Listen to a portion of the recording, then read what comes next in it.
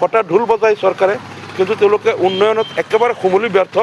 এতিয়া অহা 2026 নিৰ্বাচনত এটাই ইছ্যু তেওঁলোকে ল'ব বিচাৰিছে যে আমি মিয়া সন্দেহযুক্ত নাগৰিক বাংলাদেশী, তেওঁলোকক উচ্ছেদ কৰিলোঁ, তেওঁলোকক অঘৰী কৰিলোঁ, গতিকে আমাক ভোট দিয়ক। এটা মাত্ৰ তেওঁলোকে ইছ্যু বনাবলৈ তেওঁলোকে এইটো কৰি আছে। কাৰণ অসমত এটা ভুল নেৰেটিভ বহুত দিন আগৰ পৰা চলি আছে যে অসমৰ মুছলমানসকলক বহুতে অধিকাংশ সন্দেহযুক্ত নাগৰিক, কিছুমানে অবৈধ অনুপ্ৰৱেশকাৰী, কিছুমানে বিদেশী, বাংলাদেশী এনেকৈ কৈ থাকে।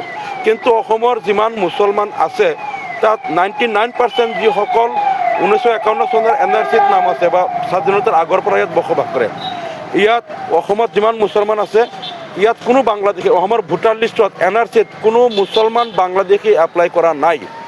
যদি কোনোবা বাংলাদেশী মুছলমান আহিব পাৰে, তেওঁলোকে অস্থায়ীভাৱে কিছুমান চুৰ কৰে, গৰু চুৰ এনেকৈ আহে, কিন্তু তেওঁলোক অহা যোৱা কৰি থাকে, হয়তো সীমান্তৰে আহিলে চুৰ কৰে বা গুচি যায়।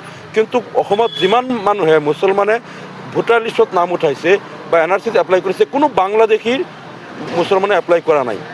কাৰণ যিমান মানুহে নাম উঠাইছে তেওঁলোক ভাৰতীয় নাগৰিক। কোনোবা বাংলাদেশী যদি আহে অস্থায়ীভাৱে অহা যোৱা কৰিব পাৰে। গতিকে এই NRCত যে 19 লাখ মানুহৰ নাম এতিয়াও NRCৰ তালিকাৰ পৰা বাদ পৰি আছে, তাত অধিকাংশ অমুছলমান, আৰু যিখিনি মুছলমান আছে তেওঁলোকে আমি ভাবোঁ যে তাৰ পৰা 1000ও বাংলাদেশী ওলাব নোৱাৰিব।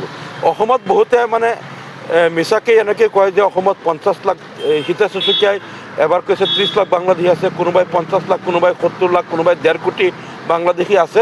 কিন্তু মই আজি চেলেঞ্জ কৰি কৈ আছোঁ, মুছলমানৰ মাজত